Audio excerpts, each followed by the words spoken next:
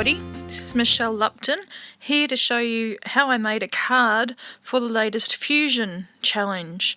The challenge has a photo inspiration and also a sketch, but today I just went with the photo inspiration, which has a cute little bird on a little branch with some green leaves. So I decided to make these holly leaves. So I'm using my Hero Arts Holly Jolly stamp set, and I'm going to be inking them up with my Hero Arts Ombre ink pad that you can see pictured here. So what I'm doing is I'm just masking off with some masking tape one of the leaves here, so that I'm only going to be inking up two of the leaves, and I'm moving this ink pad around so that I'm trying to get the paler green ink towards the furthest tip of the leaf and slightly darker towards the middle of the leaf, or the closest bit to this stem of the leaf. Just wiping off some excess ink there. And now I'm using this Tombow marker. It's in colour 969. And I'm using this to colour in the little stem and the petioles of those two leaves. So I'm using my Fiskars stamp press. Honestly, the main reason I'm using this stamp press is that I don't actually have an acrylic block that is big enough for this particular stamp. So out comes the Fiskars stamp press. And it's quite useful because you can sort of jiggle it around on those foam feet to get perfect placement. So here I've done exactly the same thing. I cleaned my stamp, I masked off the two leaves at the top this time and just inked up the bottom one. And I'm stamping it to try and make it look like it's just a slightly longer stem.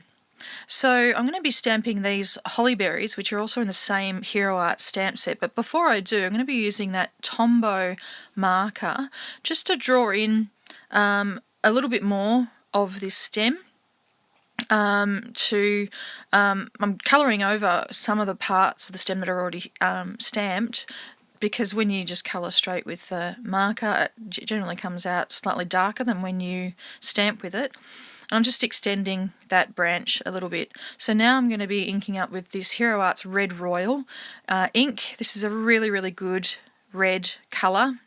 Very rich, deep red, perfect for Christmas stamping.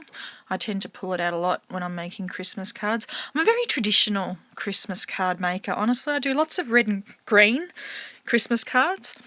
Anyway, here I'm using my VersaFine Vintage Sepia ink in with the sentiment from that same stamp set, and I'm stamping it here. Now I have a confession to make. I actually made this card already, and I left the sentiment to last, and then what did I do? I dropped the inked up stamp straight on top of the card. So this is a redo. This is the second time I've made this card, but I thought, seeing as I know what I'm going to make, I'm just remaking it because I made a big boo-boo in the first one. I may as well pull out my phone and take a video.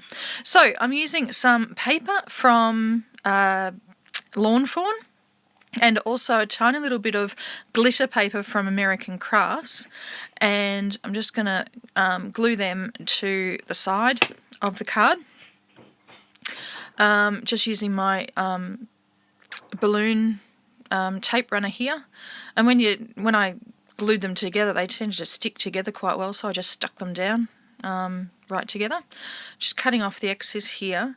And now for the main focal point of this card really is the cute little bird, and it's from Studio Calico, one of these wood veneer shapes from Studio Calico. So just keep it in this container with some of my sequins. All I'm going to do is I'm going to smush that red royal ink into the bird, and then I heat set it with my heat gun to make sure I didn't get ink all over the place. And I'm going to use my Ranger Multi-Medium Matte glue to stick that little birdie down.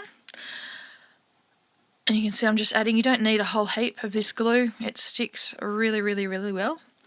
And the last finishing touch after I've stuck this little birdie down is to add some Wink of Stella. So I just gave the birdie a little swipe of Wink of Stella and the berries.